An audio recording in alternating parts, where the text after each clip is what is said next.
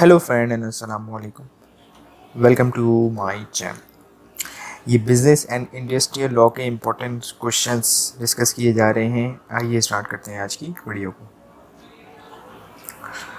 Commercial law, तो इसके अंदर क्या है? Define contract. कॉन्ट्रैक्ट क्या है? सही है। और list the kinds of contract, यानी कितने किस्म के कॉन्ट्रैक्ट हो सकते हैं। तो वो आपको यानी कि मतलब ये आना चाहिए आपको कि कितने किस्म के काइंड ऑफ कॉन्ट्रैक्ट्स होते हैं। अब what is means by free concern, जो फ्री कंसर्न होती है यानी कि किसी पे दबाव वगैरह डाले बगैर जो समझ ले किसी की रजामंदी हासिल की जाती है तो उसे फ्री कंसर्न कहते हैं। और कि ये भी कि कब इसको फ्री कंसर्न कहा जाएगा, ये सब आपको डिस्कस करना आना चाहिए। फ्रॉड, कॉर्जन, अनड्यू इन्फ्लुएंस और मिसरिप्रेजेंटेशन, यानी कि फ्रॉड तो जैसे नाम से पता चल रहा है। कॉर्जन मतलब आप किसी पे तशद्दुद वगैरह करके डरा धमका के, अनड्यू इन्फ्लुएंस के अंदर ये चीज़ आती है, डरा धमका के आप कर सकते हैं। और मिस रिप्रेजेंटेशन यानी कि कोई चीज़ आपने दिखाई ए क्वालिटी की और बेच दी बी क्वालिटी की, ये सारी चीज़ें आती है। तो ये भी चीज़ें आपको डिस्कस करनी आनी चाहिए। Give essential of agreement to sales, यानी कि कितने एसेंशियल्स होते हैं सेल्स के एग्रीमेंट के। और how price determine under sales of goods act, यानी कि प्राइस किस तरीके से डिटरमाइन की जाती है कि सेल्स ऑफ गुड एक्ट के अंदर। और distinguish between sales and agreement to sale, यानी कि आपको बताना चाहिए कि भाई सेल क्या है और एग्रीमेंट टू सेल, इसके आपको फ़र्क पता होना चाहिए। तो आप लिख सकते हैं, पॉइंट वाइज लिख दें।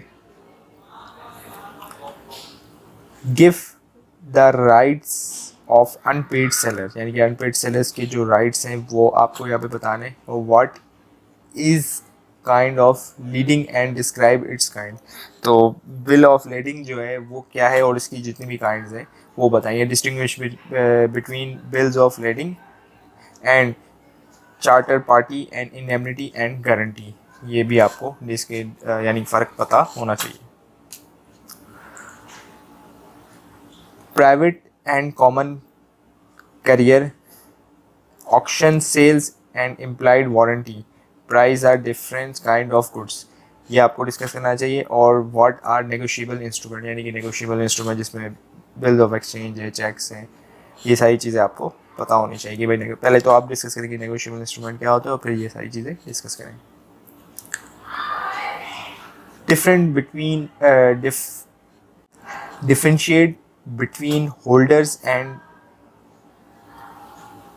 bolders in due course, bill of exchange and promissory note and kind of endorsement, ये आपको यानी कि इनको डिफ्रेंशिएट करना आना चाहिए।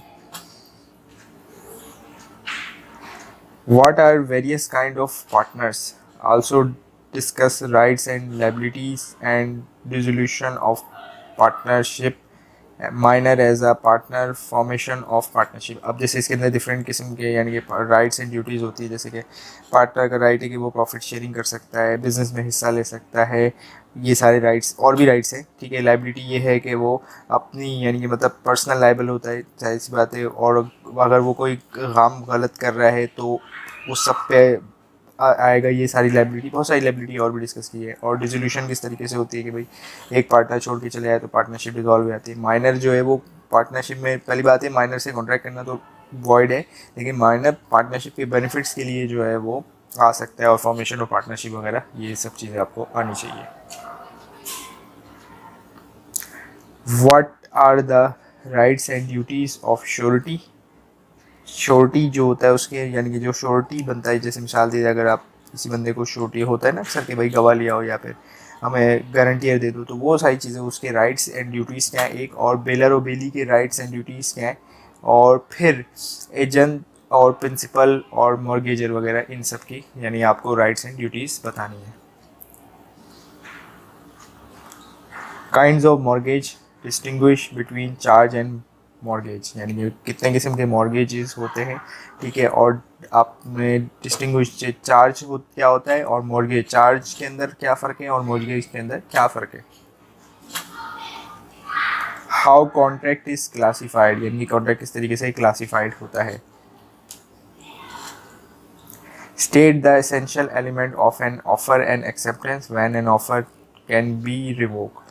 यानी कि जैसे ऑफर के क्या क्या एसेंशियल्स होते हैं जो कॉन्ट्रैक्ट एक्ट के अंदर लिखे हुए सारी चीज़ें कि रीजनेबल ग्राउंड्स होने चाहिए, ठीक है, कंसिडरेशन होनी चाहिए और वैलिड तरीके से बताया गया बहुत सारी चीज़ें, और एक्सेप्टेंस की भाई वो उसको वैलिड तरीके से बता दे कि भाई मैंने एक्सेप्ट कर ली, इस इन कंडीशन इन चीज़ों पे एक्सेप्ट किए, ठीक है। और कब जो है वो ऑफ़र जो है वो रिजेक्ट हो सकती है।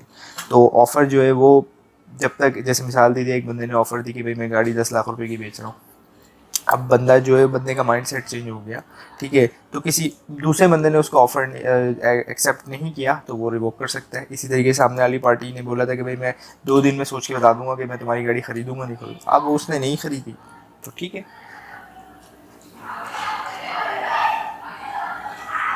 What do you understand by performance of contract. Performance of contract के बारे में आप यानी कि क्या समझते हैं इस चीज़ को। परफॉर्मेंस ऑफ कॉन्ट्रैक्ट जैसे मिसाल किसी ने बंदे ने बोला कि भाई मेरी गाड़ी को आप पेंट कर दो, तो उसने पेंट करके उसके अच्छी तरीके चमचमा के आपको गाड़ी दे दी, तो उसमें परफॉर्मेंस ऑफ कॉन्ट्रैक्ट हो गया। अब इसके अंदर डिस्चार्ज वगैरह की लाइबिलिटीज़ वगैरह और भी बहुत सारी चीज़ें होती है कि कभी कभार ऐसा होता है कि भाई इम्पोर्ट एक्सपोर्ट कर रहे तो वो नॉन परफॉर्मेंस एक्ट बन जाता है कि भाई उस कंट्री से आपका झगड़ा हो गया, लड़ाई हो गई, तो बॉर्डर में अपना बंद हो गए, तो बहुत सारी चीज़ें होती है इसके अंदर।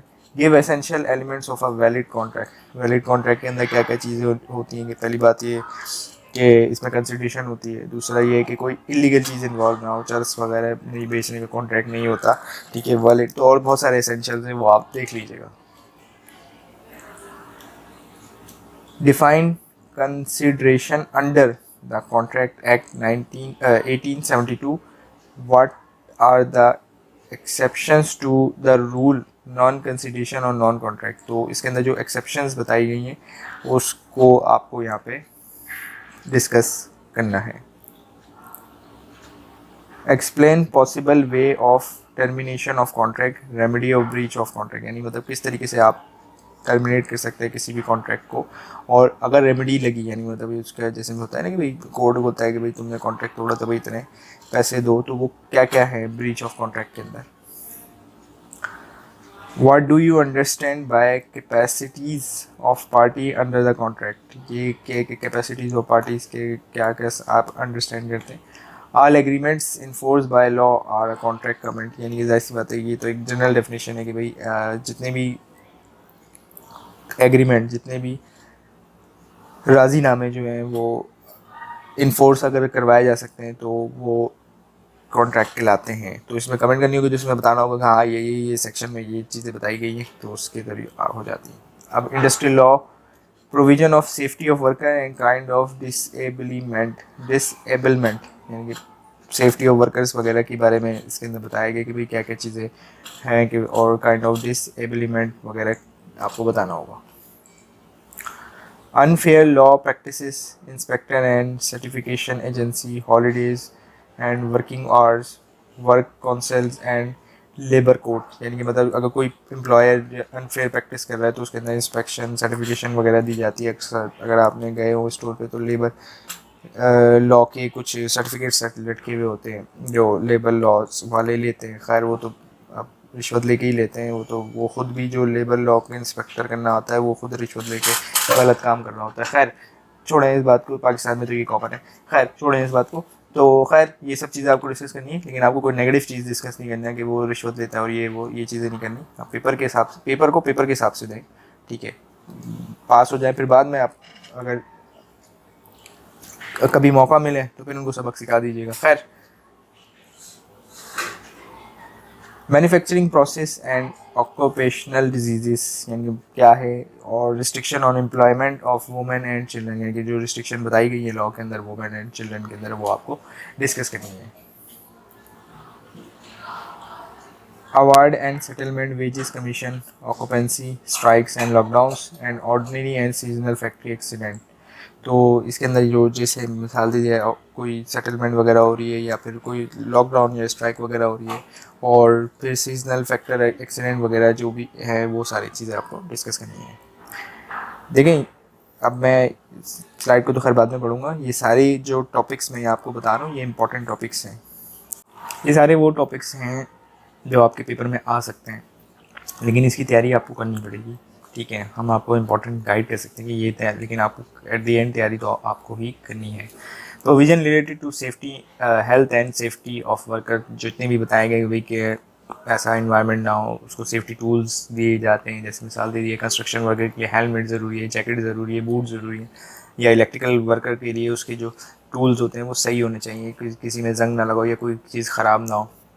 बहुत सारी चीज़ें ऐसी हैं जो मैंडेटरी हैं, तो वो सारी चीज़ें देनी चाहिए। When employer is not liable under the worker commission act totally and partially disabled. ठीक है, अच्छा, कई जगहों पे जो है एम्प्लॉयर जो है वो लाइबल नहीं होता। ठीक है, जैसे उसकी एक मिसाल है कि बंदा ऑफिस आवर्स में पर्सनल काम करने गया तो उसके लिए एम्प्लॉयर लाइबल नहीं। दूसरा, एम्प्लॉयर ने उसको सख्ती से इंस्ट्रक्शन किए हुए थे कि ये रूल्स आपको, ये सेफ्टी फॉलो करनी है, और उसने फॉलो नहीं की जानबूझ के, तो वो भी लाइबल नहीं। और ये है कि वो सेफ्टी फॉलो नहीं कर रहा है, या फिर कोई ऐसा काम हो गया जैसे कि नेचुरल हो गया, तो बहुत सारी चीज़ें उसके अंदर, बहुत सारे उसके अंदर टूल्स कह रहा हूँ आपके अपने, बहुत सारे उसके अंदर रूल्स बताए गए, तो वो देख लीजिएगा। टोटल और पार्शली डिसेबलीमेंट के बारे में बताए गए, तो वो देख लीजिएगा आप। मैं उम्मीद करता हूँ ये वीडियो हेल्प करेगी, आपकी इम्पॉर्टेंट एक क्वेश्चंस को फाइंड आउट करने में हेल्प करेगी हेल्प, और एग्ज़ाम प्रिपरेशन में भी हेल्प करेगी। Thank you for watching this video and Allah हाफिज़।